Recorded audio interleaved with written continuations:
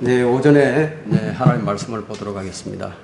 사무엘상 15장 23절입니다. 사무엘상 15장 23절.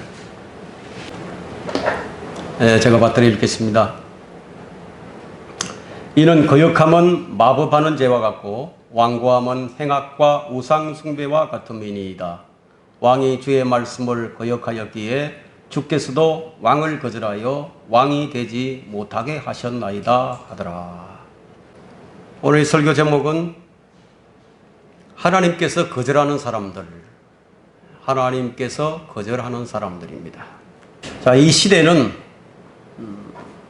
미혹의 영들이 아주 다양하게 그리고 아주 강력하게 역사하는 그런 시대입니다. 자, 이런 시대를 살아가면서 영적 분별력이 없다면 100% 속게 됩니다. 속지 않으려면 오늘 이 설교를 잘 경청하시길 바랍니다. 오늘 이 본문이 주는 메시지는 하나님께서 받으시는 사람과 하나님께서 거절하는 사람을 강력하게 보여줍니다. 그 대표가 되는 사람이 바로 다윗과 사울이에요. 다윗은 받아들여지지만 사울은 주께로부터 거절을 당하게 됩니다. 사울은 여러분도 아시다시피 주님께서 세우신 이스라엘의 첫 왕이었어요. 그러나 그는 하나님께로부터 버림받아 왕으로서의 인정을 받지 못하게 됩니다. 그 이유가 뭐냐면 주의 말씀을 거역하였기 때문입니다.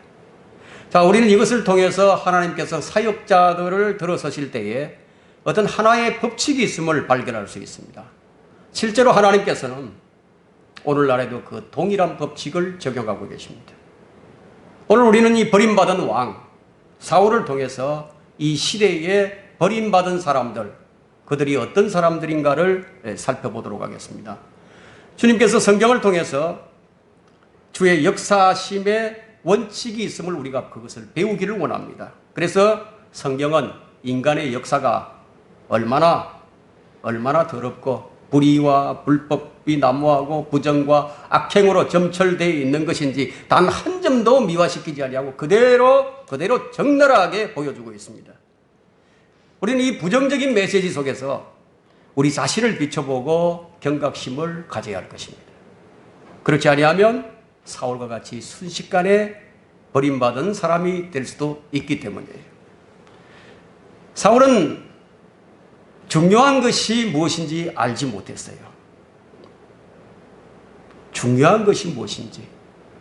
그리스도인은 중요한 것이 무엇인지를 알아야 합니다. 요즘은 순수한 믿음을 뒤흔드는 그런 일들이 성행하고 있습니다. 특히 그 평평지구가 문제가 되는데, 자, 미국의 인구 약 2% 정도가 이것을 믿는다고 합니다. 그러니까 한 500만 명이 좀 넘죠. 그들 가운데는 일부 킹제임스 성경을 쓰는 그 극단적 세대주의자들도 있습니다. 그들은 무엇을 하는 사람들이냐? 안고 없는 찐빵을 만들려고 하는 자들입니다. 그들은 그리스도의 시선을 본질에서 벗어나게 만들어서 엉뚱한 곳에 시선을 걸어 믿음을 파괴시킵니다. 바울은 시선을 다른 곳으로 돌리지 않았어요. 바울은 단 한 곳으로 시선을 집중했는데 그의 시선은 그리스도와 그분의 십자가였습니다.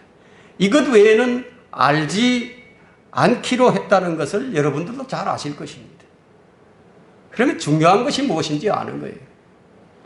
신약의 교리서인 바울 서신서들에는 그리스도에 관한 지식으로 넘쳐납니다. 그리스도인의 생활관이 어떠해야 하는지, 그리스도인의 소망이 무엇인지 아주 풍성하게 넘쳐나고 있습니다. 핵심을 놓치지 말라는 거예요. 주님께서 그리스도의 심판석 앞에 섰는데, 자, 주님 앞에 섰어요. 그런데 주님께서 그 사람들에게 너는 평평지구론을 믿었느냐? 그걸 물으시겠어요? 그것을 묻지 않습니다. 중요한 것은 주님 주신 은사를 얼마나 잘 선용했느냐예요. 아마 그것을 물으실 것입니다. 그 은사를 잘 사용했다 하더라도 그것이 온전한 사랑으로 한 것이 아니라면 헛것이 되고 맙니다. 지난달에 설교한 그리스도인들이 온전함을 향해 나아가자 라는 설교를 여러분들이 참고해 보시길 바랍니다. 바울은 디모데에게 거짓되이 일컫는 과학의 반람을 피하라고 했어요. 그것들은 믿음의 정도에서 벗어난 것이라고 했습니다.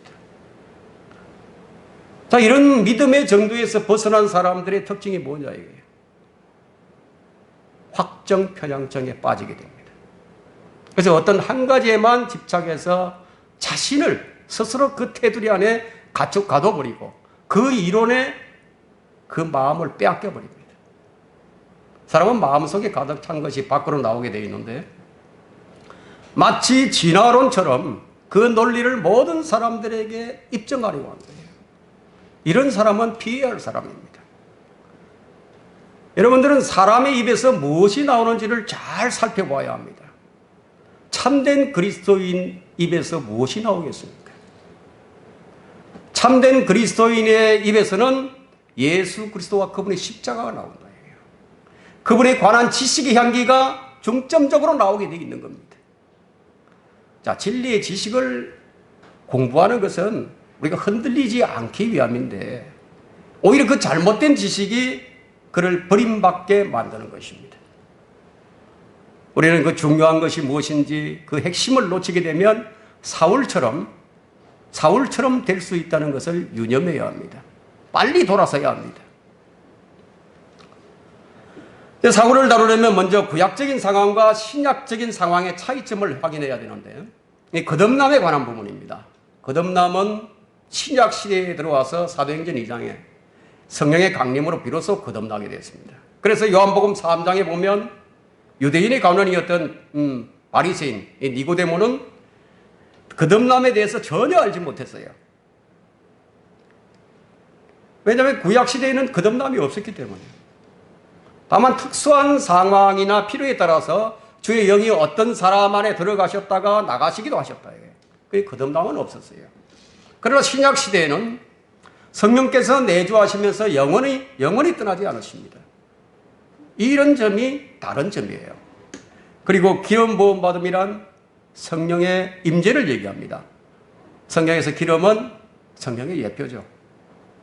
이 사울 왕은 주의 영이 들어왔다가 떠난 케이스인데 이 점을 분명히 하고 이 설교를 드려야 할 것입니다. 사울은 믿음의 장에 그 이름이 등재되지 못한 그런 믿음이 없는 사람이었어요. 그는 지금 말을 하고 있는데 지금 믿음으로 말하는 것이 아니라 그는 지금 불신으로 말하고 있습니다. 그래서 그는 버림받은 사람의 대표가 되는 사람이에요. 우리는 이미 죽었으나 여전히 살아서 실제로 살아있는 사람들보다도 더 많이 증거하고 있는 사람들을 성경에서 찾아볼 수가 있습니다. 살았으나 죽은 것처럼 사는 사람들도 있고 죽었으나 살아있는 사람들처럼 지금도 말을 하고 있는 사람들이 있습니다. 아벨을 보게 되면 아벨은 죽었죠. 그런데 그는 아직도 말을 하고 있습니다. 히브리서 11장 4절에 믿음으로 아벨은 가인보다 더 나은 제사를 하나님께 드림으로써 의로운 자라고 증거를 받았으니 하나님께서 그의 예물을 인정하시니라. 그가 죽었으나 믿음으로 아직 말하고 있느니라. 죽었지만 믿음으로 말하고 있습니다. 의로운 제사를 말하게 될 때요, 아벨의 이름은 지금도 회자가 되고 있죠. 히브리서 11장에 그 이름이 등재되진 않았지만 지금도 여전히 믿음으로 말하고 있는 사람들이 있어요. 교회사 기간에도 그런 사람들이 아주 많았습니다. 여러분이 잘 알고 계시는 그 존 버년이라든가 찰스 핀이라든가 D.L. 무디라든가 아도니람 저디슨이라든가 이런 사람들이 있죠. 예. 이런 사람들은 중요한 것이 무엇인지 아는 사람들이었어요. 무엇이 중요한 것인가요? 수박 겉만 핥아 보시면 그 맛을 압니까? 맛을 모르죠. 중요한 것이 무엇인지 모르면요, 엉뚱한 것으로 흐르게 되어 있는 겁니다. 비록 그들의 육신은 죽었지만 지금 여전히 많은 사람들에게 영향을 미치고 있는 것을 봅니다. 그들은 모두 하나님께 인정받는 사람들이었습니다. 사울과 다윗을 비교해 보면 사울은 기름 부음 받았지만 그에게서 주의 영이 떠나버렸습니다. 근데 사울은 현재 왕이지만 하나님께서 거절한 왕입니다. 그러나 다윗은 기름 부음 받았으나 아직 권세도 왕관도 없습니다. 그는 미래의 왕이 될 사람입니다. 이제 버림받은 사울을 오늘날의 사역자들에게 대조를 해본다면 하나님의 부르심을 받았고 사역자로서 강단에 서서 설교를 하고 하나님의 일을 하고 있으나 하나님께 인정받지 못하고 거절당한 사람, 하나님의 영광이 떠나버린 사람, 그런 사람들이 있다 이거예요. 말하자면 맛이 가버렸다 이거예요. 그런데 사람들의 눈에는 그게 그렇게 보이지 않는다는 거예요. 사람들의 눈에는 여전히 거대한 사역을 이룰 수 있고 여전히 놀라운 은사를 나타낼 수도 있다 이거예요. 그러나 하나님께는 끝난 사람이에요. 하나님께서 거절하는 사람들 첫 번째, 어떤 사람들이 하나님을 거절할 것 같습니까? 첫 번째, 하나님을 후회하게 하는 사람들이에요. 하나님을 후회하게 하는 사람들. 민수기 23장 19절에는 하나님은 사람이 아니시니 거짓말하지 않으시며 또 사람의 아들이 아니시니 후회가 없으시도다. 그분이 말씀하신 것을 행하지 않으시랴? 또 이루신 것을 이루지 않으시랴? 자, 이 말씀대로 하나님은 후회가 없으십니다.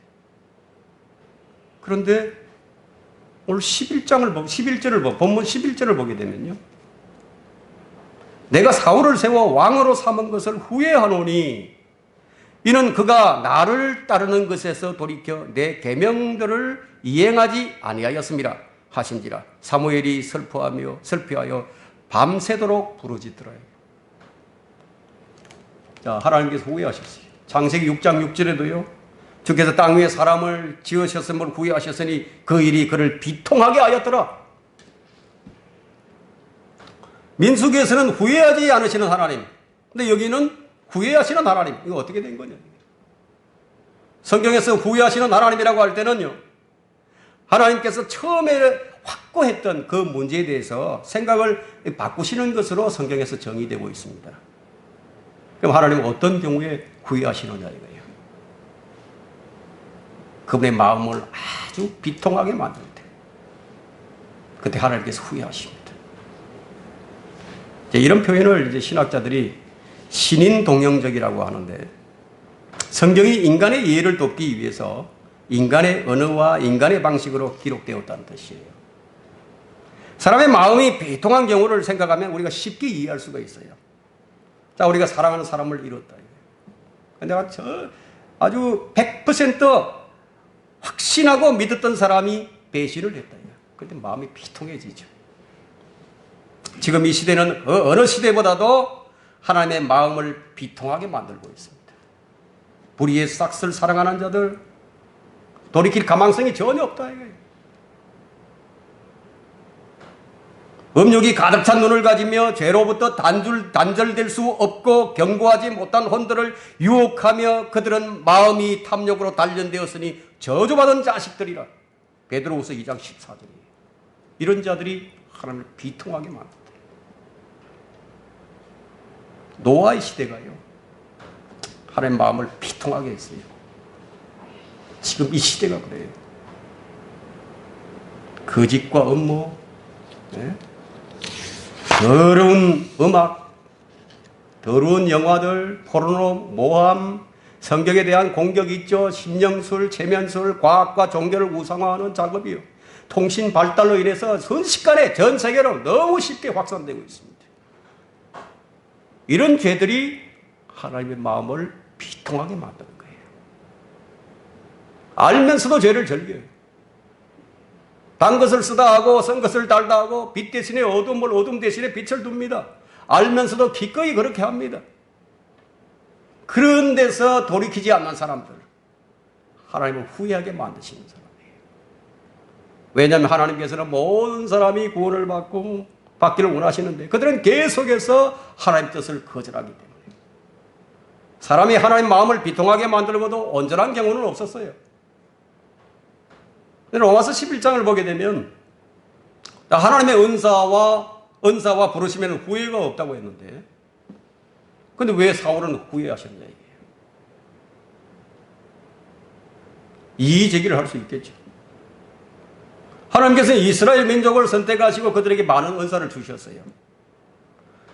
그들이 비록 하나님을 거역했지만 하나님께서 그들에게 주신 그 은사를 회수해 간다거나 아니면 그 민족 택했던 민족들을 갖다가 완전히 버리시지는 않았다 이거예요.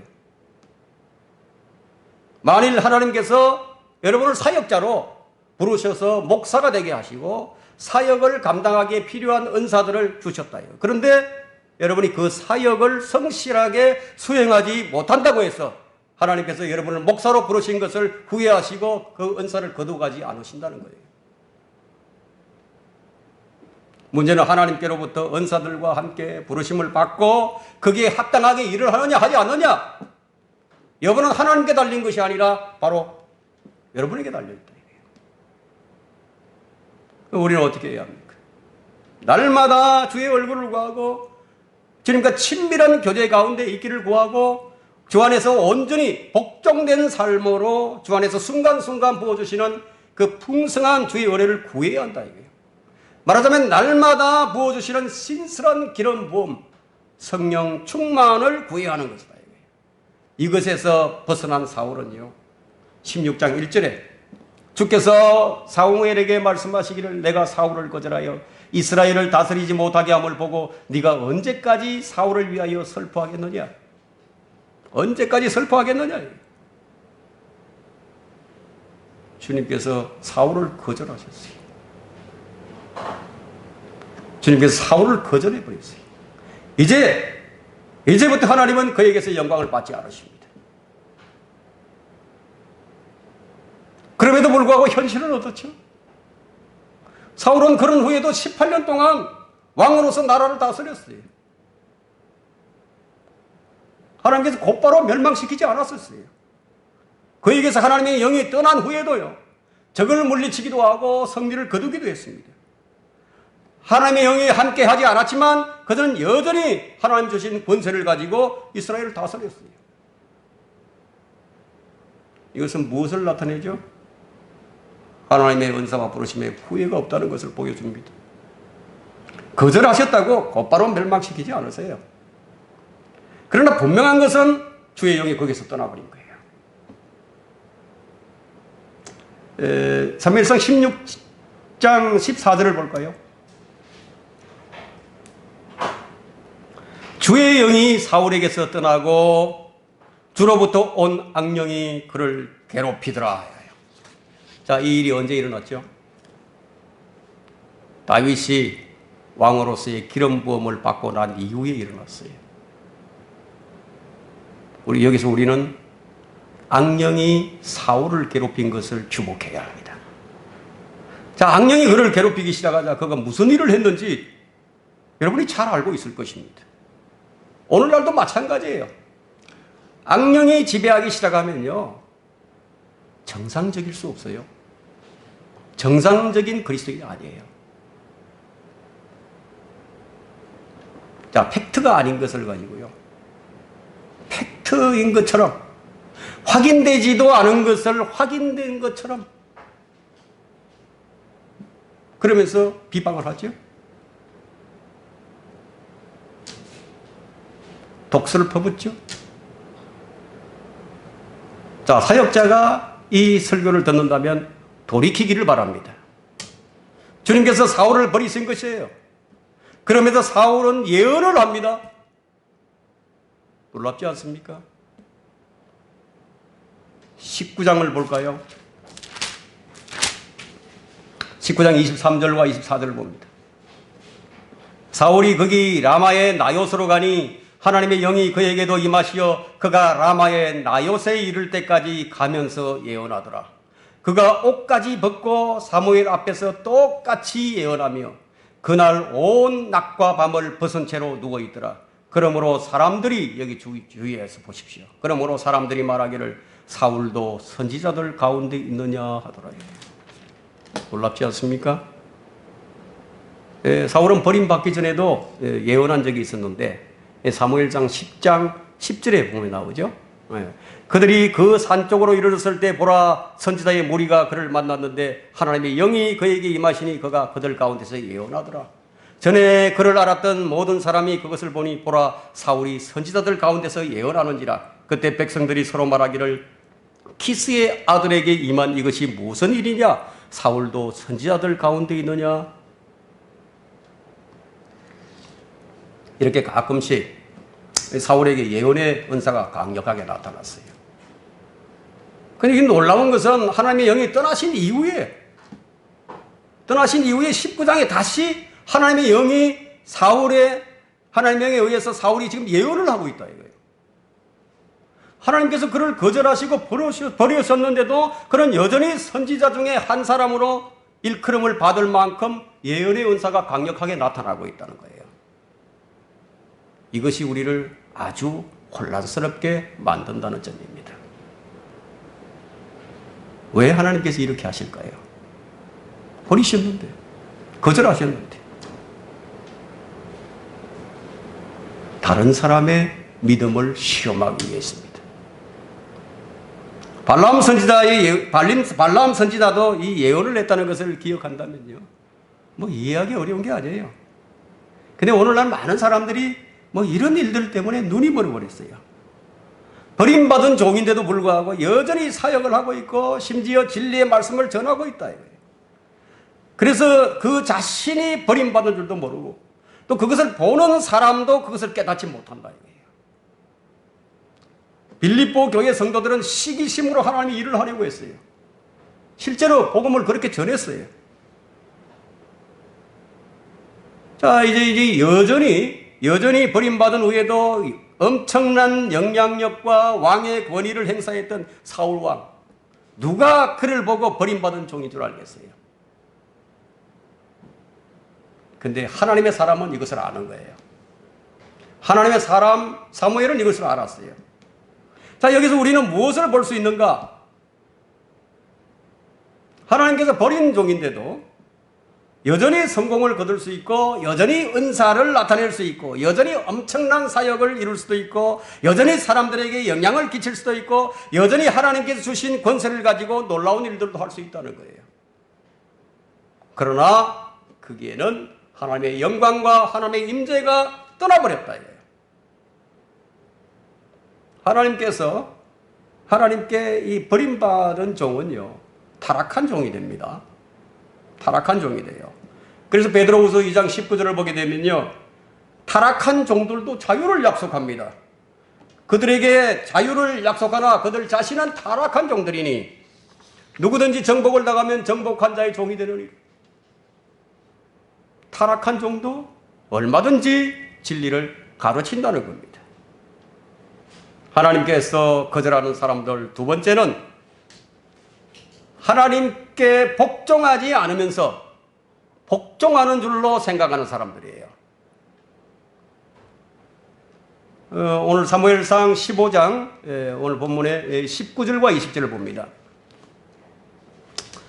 어찌하여 왕은 주의 음성에 복종하지 아니하고 탈취물에만 달려들어 주의 목전에서 악을 행하셨나이까 하니 사울이 사무엘에게 말하기를 정녕 내가 주의 음성에 복종했다고 하지 않습니까?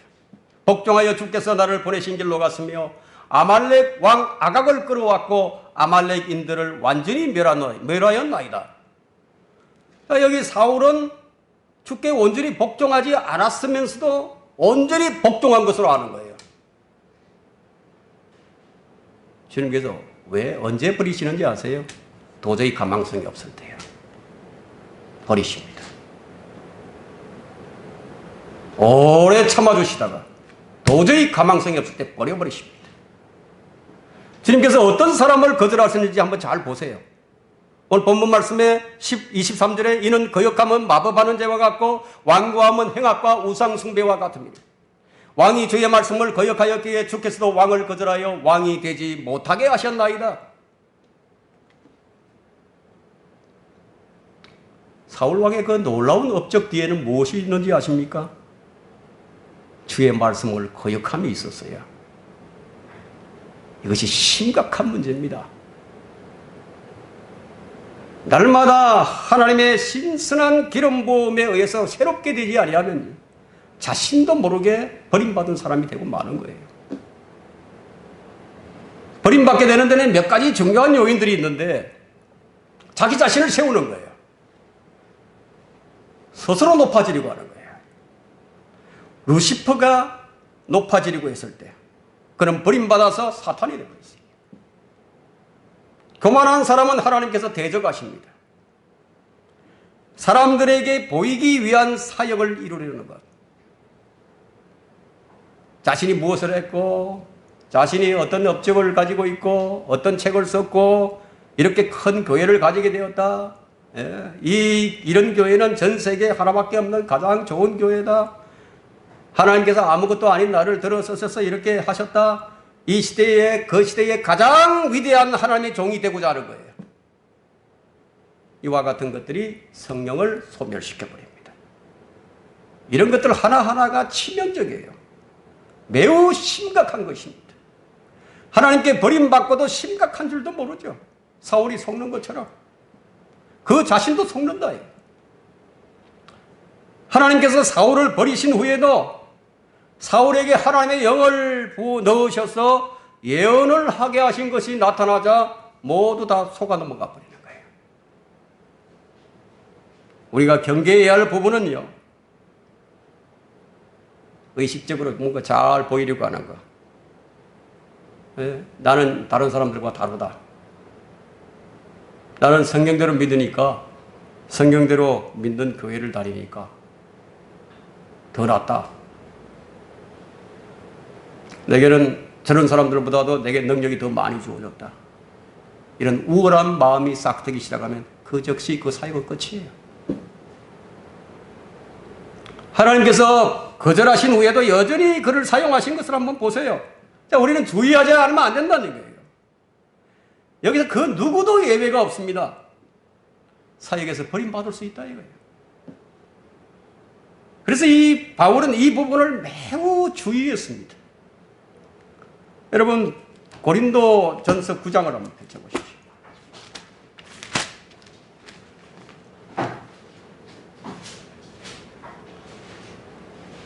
9장 25절부터 볼까요? 이기려고 애쓰는 사람은 누구나 모든 일에 자제하나니 이제 그들은 썩어질 면류관을 받으려 하지만 우리는 썩지 아니할 면류관을 받고자 합니다. 그러므로 내가 그처럼 달리되 불확실하게 하지 아니하며 또 내가 그처럼 싸우되 허공을 치는 자 같이 아니하노라. 내가 내 몸을 억제하여 복종하게 하면 다른 사람들에게 전파한 후에 어떻게 쓰든지 내 자신이 버림을 받지 않게 하려는 것이라.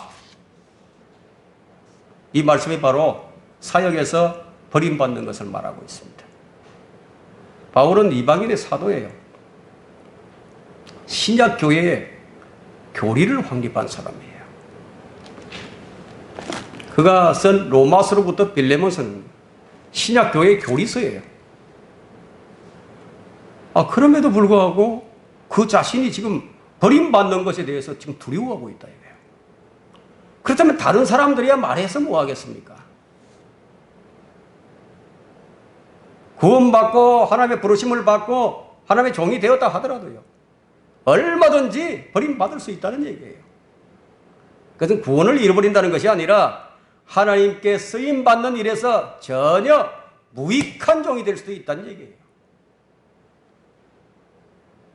주님께 거절당한 채로 나머지 인생을 지낼 수도 있는 거예요. 사람들은 여러 가지 형태로 쓰임을 받게 되겠지만 이왕이면 뭐죠? 이왕이면 다홍치마예요. 좋은 일에 쓰여야 하고 그 결과가 좋아야 하지 않겠어요? 하나님의 일들은 진리의 일들이기 때문에 진리의 지식에 이르지 않고서는 제대로 쓰임을 받을 수가 없습니다. 진리의 말씀을 공부하는 목적이 하나님의 선한 일들에 쓰임받기 위함이에요. 이것은 주님을 만나게 될 때 칭찬과 존귀와 영광을 얻는 것과도 관련이 있습니다. 여러분, 이것과 비교할 만한 것이 이 세상에 있겠어요? 이 세상에 없어요. 성경은 그것이 없다고 말씀하고 있습니다. 하나님께서는 사람들에게 여러 차례, 여러 번의 기회를 주십니다. 그러나 더 이상 가망성이 없다. 더 이상 쓸 수가 없다. 버리신다.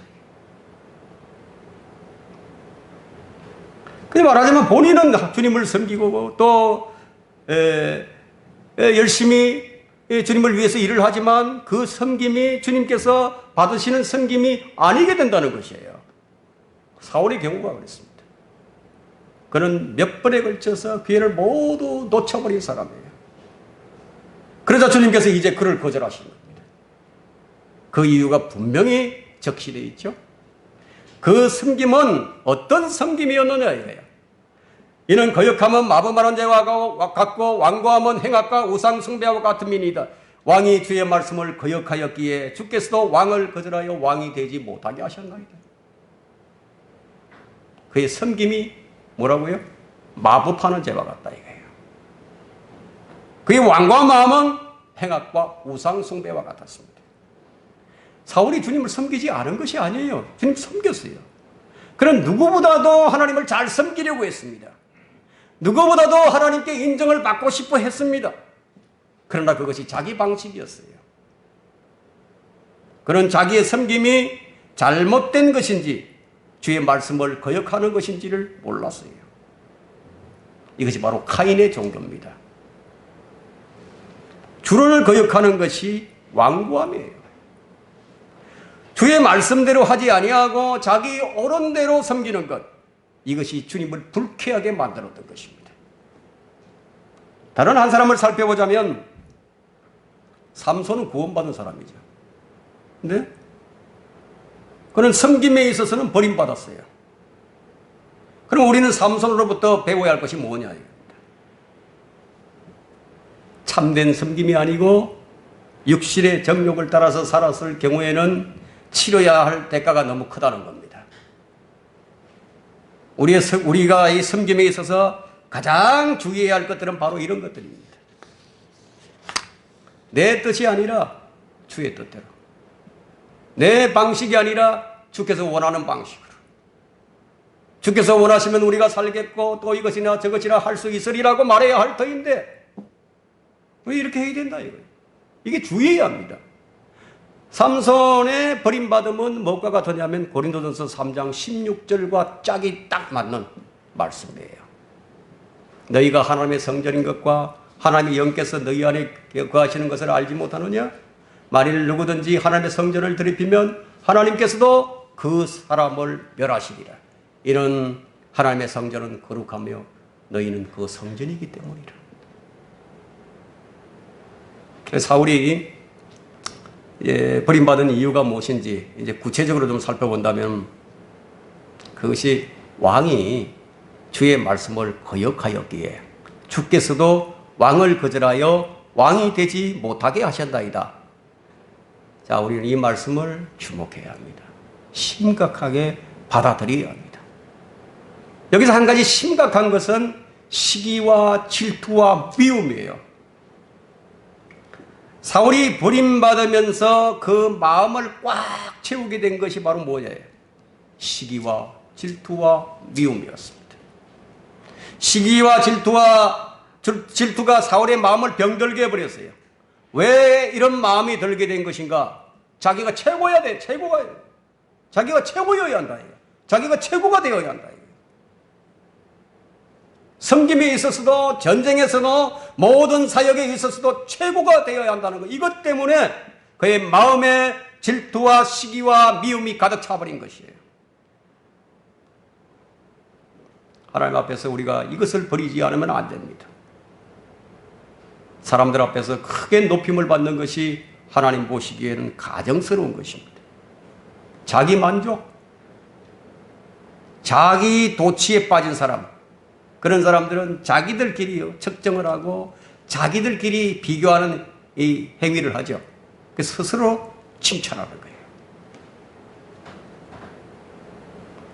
하나님께 버림받은 사람의 특징이 시기와 질투로 미워한다는 거예요. 바울의 사역을 방해했던 자들 한번 보세요. 그들은 시기와 질투로 가득 차 있었습니다.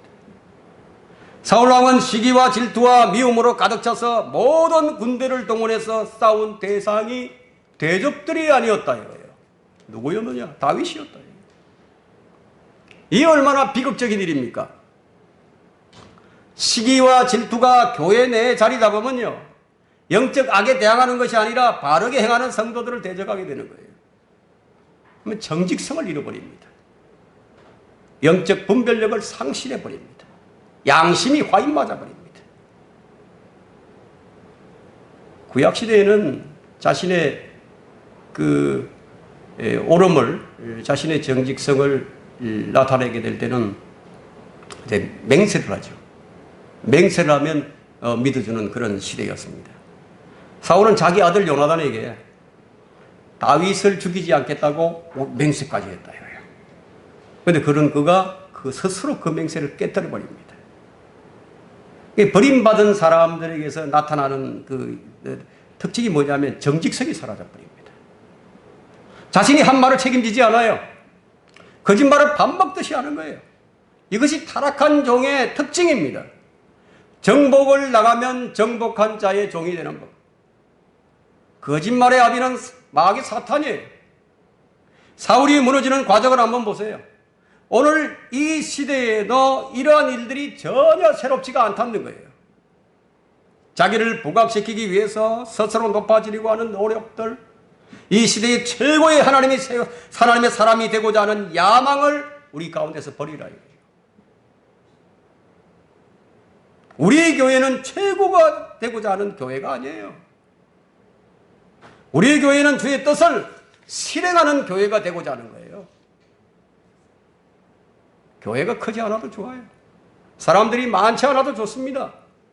주님께서 100명의 오합지졸보다는요, 한두 사람의 정예군사가 더 필요합니다. 주님께서 거절하는 사람들, 세 번째는 주 앞에서 뻔뻔한 사람을 주님께서는 거절하십니다.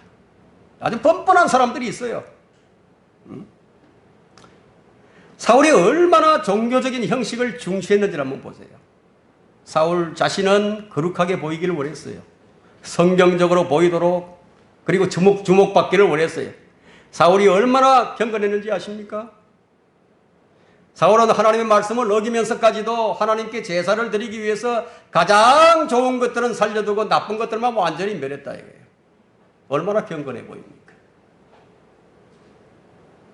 그리고 30절에 보면 그는 이런 말을 했습니다. 15장 30절에 그가 말하기를 내가 죄를 지었나이다.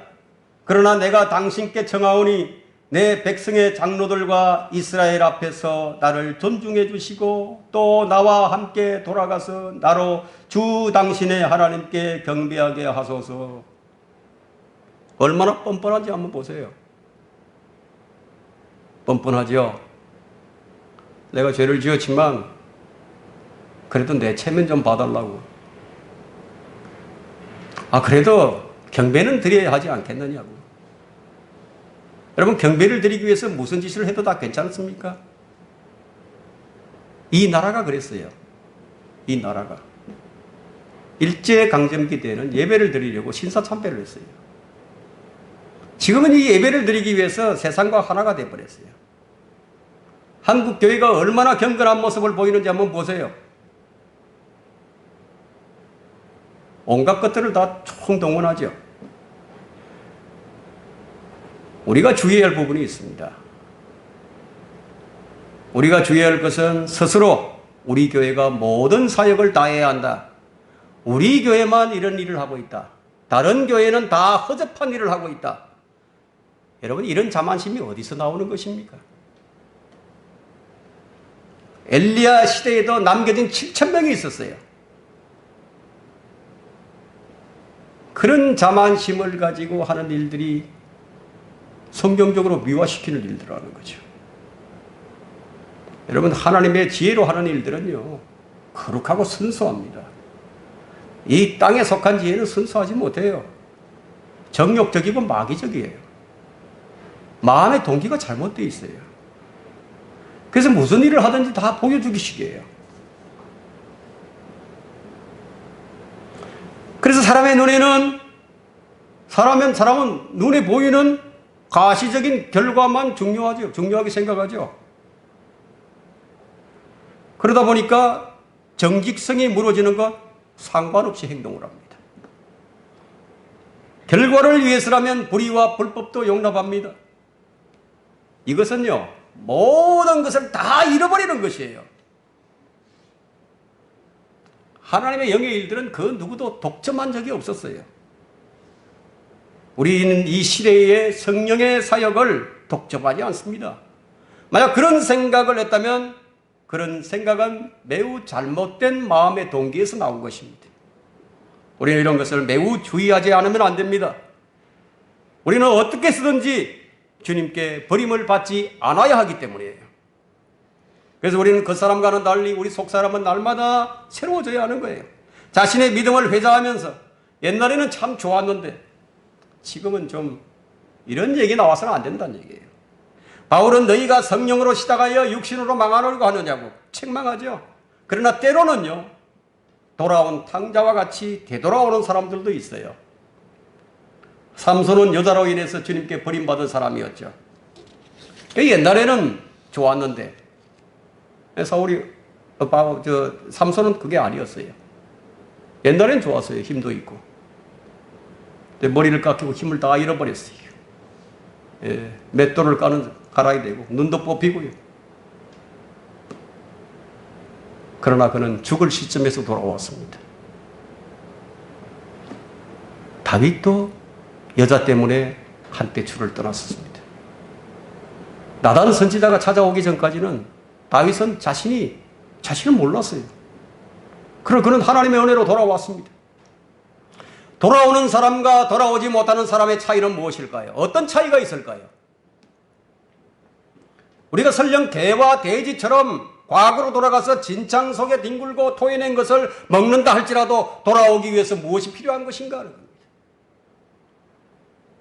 그래서 한마디로 하나님 말씀 앞에 정직하게 서는 거예요.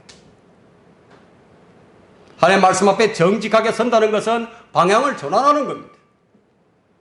주의 음성을 듣고 곧바로 회개하고 돌이키는 것이에요.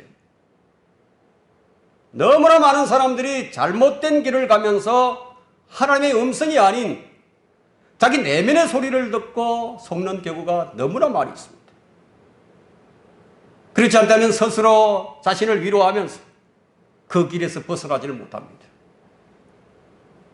중요한 것은 하나님 말씀에 복종하는 거예요. 하나님 말씀을 어떻게 대면하느냐?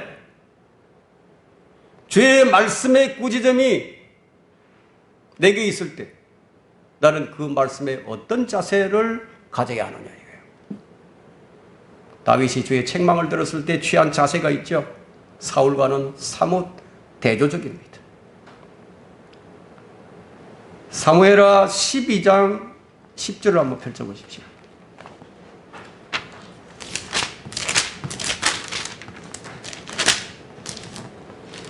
사무엘하 12장 10절.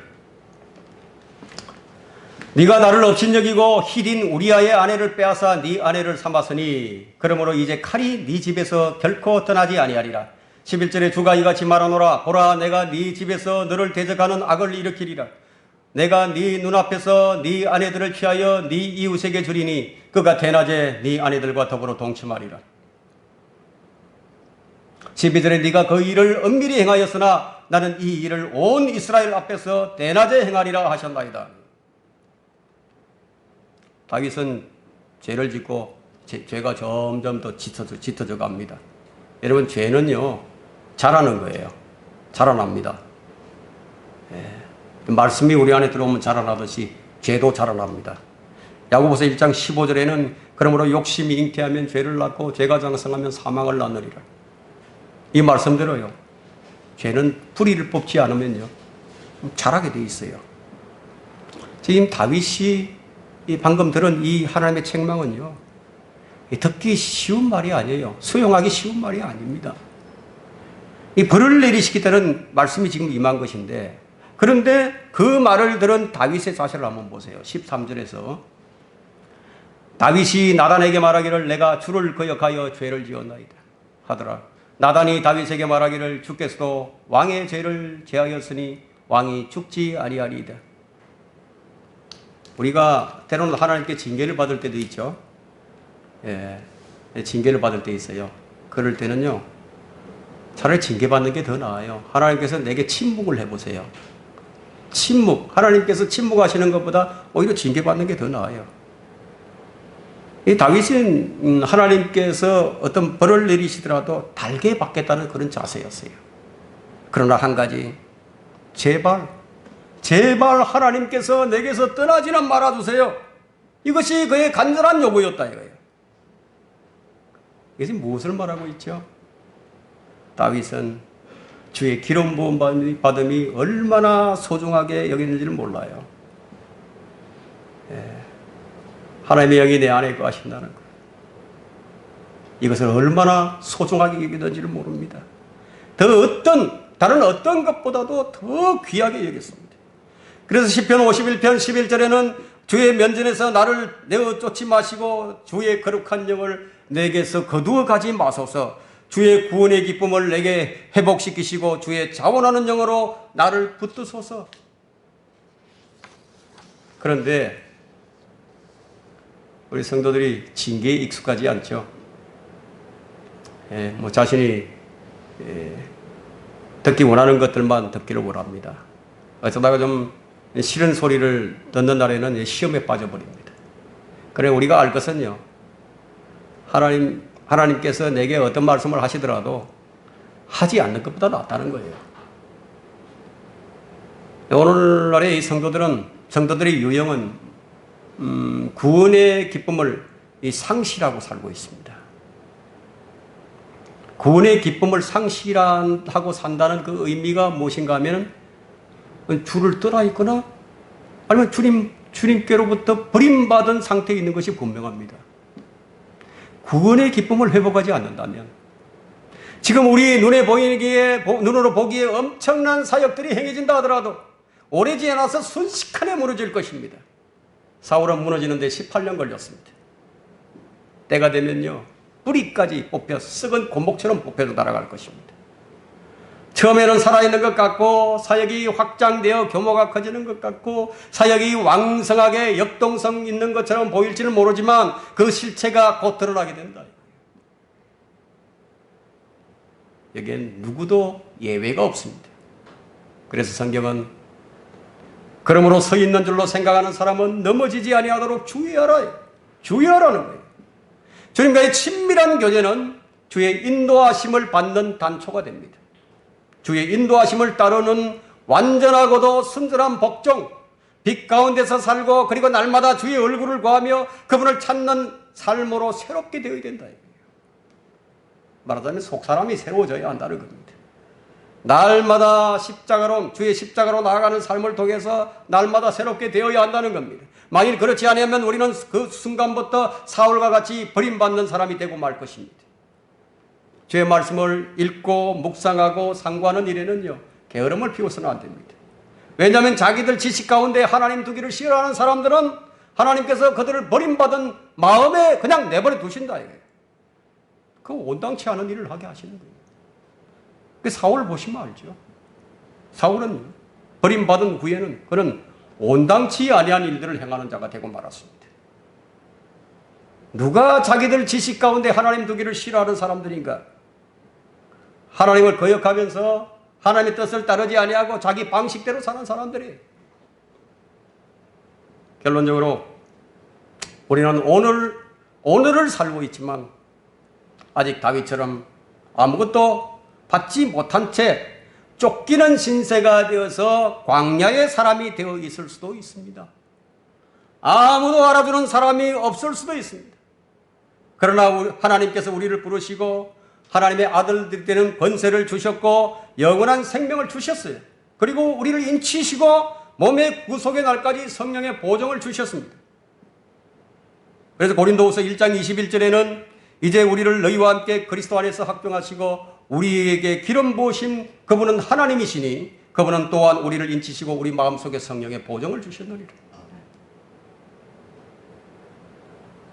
신약의 성도들은 사울과 같이 완전히 버림받지는 않겠지만 본문의 말씀과 같이 이는 거역함은 마법하는 죄와 같고 완고함은 행악과 우상 숭배와 같음이니이다. 왕이 주의 말씀을 거역하였기에 주께서도 왕을 거절하여 왕이 되지 못하게 하셨나이다. 말하자면 하나님의 일에서 버림받을 수도 있다는 거예요. 하나님의 일에서. 여러분은 다른 사람을 세워주고 다른 사람의 변화를 위해서 힘을 쓰고 있습니까? 그것보다는 먼저 자신이 변화를 받기를 바라세요. 자신이 변화받는데 힘을 쓰세요. 자신이 변화가 되면요, 물이 흐르듯이 자연스럽게 그렇게 될 것입니다. 아직 기회가 주어지지 않았습니까? 무엇이 잘못되었는지 확인하십시오. 돌아서기만 하면 우리는 사울과는 다르게 하나님의 임재와 도우심이 있습니다. 지금 우리에게는 다윗과 같이 기다림이 필요합니다. 그리고 그 과정을 통해서 빚어짐이 필요합니다. 믿음에는 반드시 실현의 과정이 있기 마련이에요. 필요하기 때문에 여러 가지 시험이 주어지는 것입니다. 우리는 오늘을 살고 있지만 다윗처럼 지금 빚어져 가고 있습니다. 우리는 오늘을 살지만 사울과 같은 사람이 있고 오늘을 살지만 다윗과 같은 사람이 있는 것이에요. 성경은 분명히 사울이 먼저 주를 거절하였기에 주님께서도 사울을 거절한 것이라고 말씀하고 계십니다. 중요한 것이 무엇인지를 잊지 마십시오. 우리가 어떤 사람이 되어야 할 것인가는 전적으로 우리 자신에게 달려 있습니다.